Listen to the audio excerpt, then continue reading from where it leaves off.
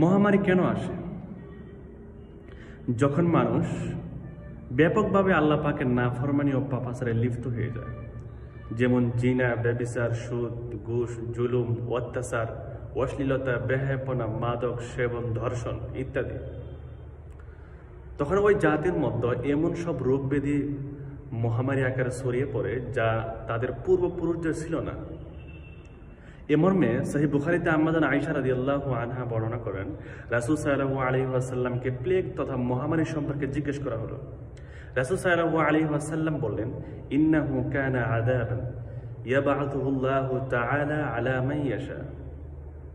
এটা আল্লাহর পক্ষ থেকে একটা আযাব, আল্লাহ তাআলা যাকে চান তাকে এটা পাঠিয়ে দেন। আজ থেকে 1400 বছর আগে রাসূল সাল্লাল্লাহু আলাইহি ওয়াসাল্লাম যেগুলো ভবিষ্যৎবাণী করে গিয়েছিলেন তা আজ আমরা অক্ষরে অক্ষরে দেখতে পাচ্ছি।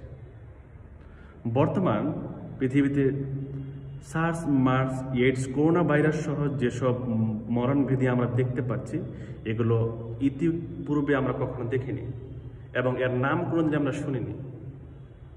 এগুলো আল্লাহ তাআলার পক্ষ থেকে একটা আযাব, যেগুলো আমাদের গুনাহের কারণে আল্লাহ তাআলা আমাদের দিকে পাঠিয়েছিলেন।